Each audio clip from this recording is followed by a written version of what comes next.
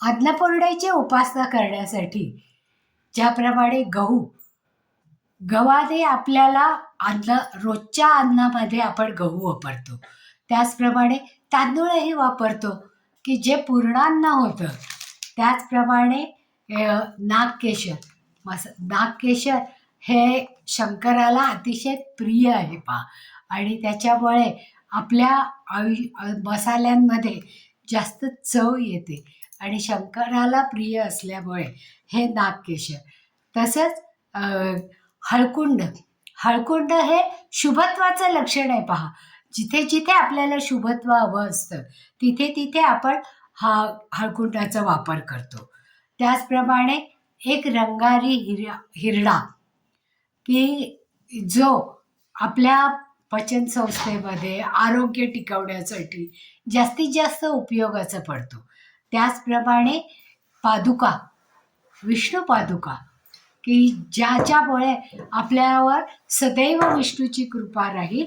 त्याचप्रमाणे एक तांब्याचं नाणं की जे आपली समृद्धी, सुख आणि आपल्या घरामध्ये सतत भरभराट ठेवी, अशा प्रकारचं एक नाणं या पोटलीमध्ये, पिवळ्या रंगाच्या पोटलीवर. पिवळा रंग हा ऊर्जेचा रंग आहे आणि पिवळा रंग समृद्धीचा रंग आहे. त्याच्यामुळे पिवळा रंग गुरुतत्व दाखवणारा आहे. तर अशा या गुरुतत्व दाखवणाऱ्या पिवळ्या रंगाच्या पोटलीमध्ये 1.25 मूठ गहू, 1.25 मूठ तांदूळ, 1.25 मूठ नागकेशर, त्याचप्रमाणे खडेपूट 1.25 मूठ आणि एक लेकुरवाळा हळकुंड, एक हिरडा आणि पादुका, याची ही पोटली बनवली जाते आणि अन्नपूर्णेच्या पुढे ठेवून ती आपल्या स्वयंपाकघरामध्ये टांगली जाते की ज्याच्यामुळे वर्षभरासाठी आपल्या घरामध्ये अन्नधान्याचा तुटवडा पडू नये, आपलं आरोग्य चांगलं राहावं, तसंच आपण सुखी, समृद्धी आणि आरोग्यवान व्हावं, याच्यासाठी ही पिवळ्या रंगाची पोटली आपण, कारण त्यात एक कॉईन पण घातलेलं आहे पहा की ज्याच्यामुळे आपण धनाची पण पूजा करतो. म्हणजे लक्ष्मी, सरस्वती आणि अन्नपूर्णा देवी या सगळ्यांचा आशीर्वाद आपल्यावर राहावा म्हणून याचा जास्तीत जास्त प्रयत्न करतो. आणि घराच्या संरक्षणार्थ जसं स्वयंपाकघरामध्ये ही पोटली आपण लावू, त्याचप्रमाणे लाल कापडामध्ये एक वडाची मुळी आणि रंगारी हिरडा दुकानात मिळतो पहा, तो हिरडा मुख्य दरवाज्यावर जर लाल कपड्यामध्ये बांधला तर आपल्या घराला वर्षभर दृष्ट लागत नाही आणि निगेटिव्हिटी घरात येत नाही. अन्नपूर्णेची ही पोटली गुढीपाडव्यापासून नवरात्राच्या 9 दिवसांपर्यंत, कारण पहा चैत्र महिन्यामध्ये सगळं शुभत्व आहे. चैत्र महिन्यामध्ये गुढीपाडवा येतो, रामनवमी येते, बालचंद्राचं पूजन करायचा दिवस येतो, त्याचप्रमाणे हनुमान जयंती येते आणि अक्षयतृतीयाही येते की ज्याच्यामुळे अखंड सुख, समृद्धी आणि जे दान केलेलं आहे ते अक्षय टिकतं.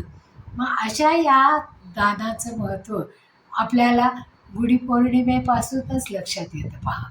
म्हणून गुढीपौर्णिमेपासून दलोत्सव सुरू होईपर्यंत, तो दलोत्सव म्हणजे ब्रह्मा, विष्णू आणि महेश या तिघांनाही आनंद देणारी देवीची मूर्ती किंवा विष्णू लक्ष्मीची मूर्ती किंवा विठ्ठल रुक्मिणीची मूर्ती, अन्नपूर्णेची मूर्ती किंवा दुर्गादेवीची मूर्ती किंवा शाकंभरी देवीची मूर्ती, म्हणजे आपल्या ज्या कुलदैवत असतील त्या कुठल्याही मूर्तींना झोपाळ्यावर बसून त्याची जर पूजा केली, सौभाग्यवतींना आपल्या घरी बोलवून त्यांना हळदी कुंकू ओटी भरून जर आपण त्यांना पन्हा दिलं तर त्याचं पुण्य हे कितीतरी पटीने वाढतं. मग या सणांच्या सुरुवातीलाच जर देवीच्या जागरामध्ये आपण ही धान्यांची पोटली अन्नपूर्णा देवीसाठी आपल्या घरामध्ये लावली तर त्याचा वर्षभरासाठी आपल्याला उपयोग होतो. आणि असा हा वर्षभरासाठी घरामध्ये आरोग्य, सुख, समृद्धी, समाधान आणि जी काही एनर्जी पॉझिटिव्ह आपल्या घरामध्ये साठवायची, ती सगळी एनर्जी या पोटलीमुळे येते. तर अशी ही पोटली आपण आपल्या स्वयंपाकघरात लावूया.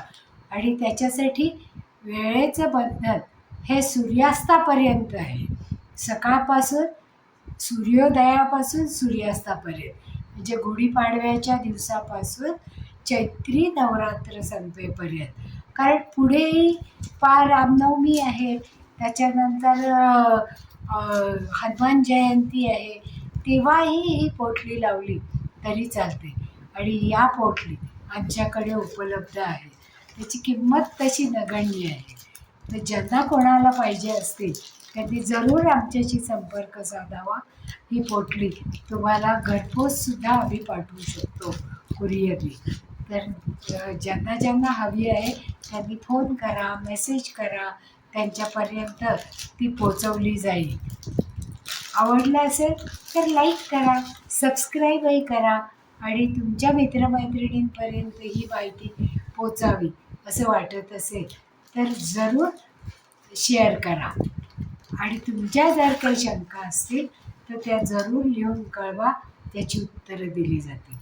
धन्यवाद. पुन्हा असंच एखाद्या सणाच्या संबंधात माहिती घेऊन आपण पुन्हा भेटूया.